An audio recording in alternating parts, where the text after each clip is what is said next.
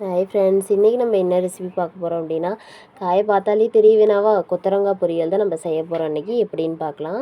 நாங்கள் வந்து ஒவ்வொரு கொத்தவரங்காய் நாங்கள் இது மாதிரி சின்ன சின்னதாக கட் பண்ணி எடுத்துக்கோங்க. பாருங்கள், இது மாதிரி நல்லா குட்டி குட்டி பீஸாக கட் பண்ணி எடுத்துக்கோங்க.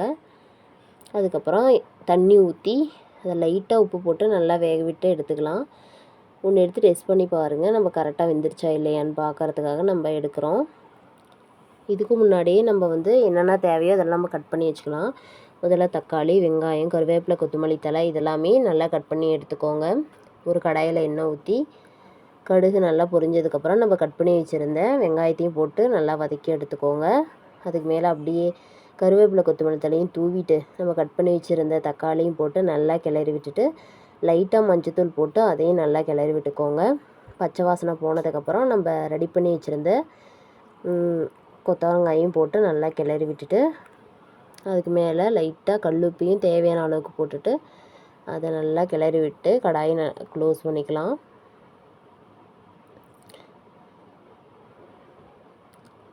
கடாயை க்ளோஸ் பண்ணுறதுக்கு முன்னாடி நம்மளுக்கு என்னென்ன தூள் வேணுமோ அதுவும் போடணும். கறி மசால் தூள், அப்புறம் காரத்துக்காக மிளகாத்தூள் ஒரு 2 ஸ்பூன் இதெல்லாமே போட்டுட்டு இதையும் நல்லா கிளறி விட்டு அதுக்கப்புறம் கடாயை வந்து க்ளோஸ் பண்ணிக்கலாம். நம்ம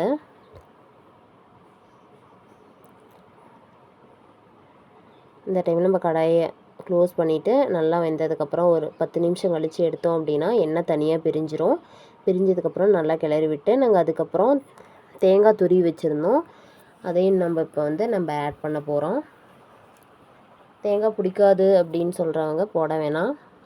தேங்காய் போட்டிங்கன்னா ரொம்ப நல்லாயிருக்கும், அதுக்காக தான். இதையும் போட்டு நல்லா கிளறி விட்டு ஒரு 5 மினிட்ஸ் கழித்து இறக்கணும் அப்படின்னா சுவையான கொத்தவரங்காய் பொரியல் ரெடி ஆயிடுச்சு. இன்றைக்கி நாங்கள் வந்து ரசம், கொத்தவரங்காய் பொரியல், ஒயிட் ரைஸ் இந்த காம்பினேஷனோடு வச்சு சாப்பிட போகிறோம். இந்த காம்பினேஷன் ரொம்பவே நல்லாயிருக்கும். நீங்களும் வீட்டில் ட்ரை பண்ணி பாருங்கள். எங்கள் சேனலில் வர வீடியோஸ் நீங்கள் ரெகுலராக பார்க்கணும் அப்படின்னா எங்கள் சேனலை மறக்காமல் சப்ஸ்கிரைப் பண்ணி வச்சுக்கோங்க. தேங்க்ஸ் ஃபார் வாட்சிங்.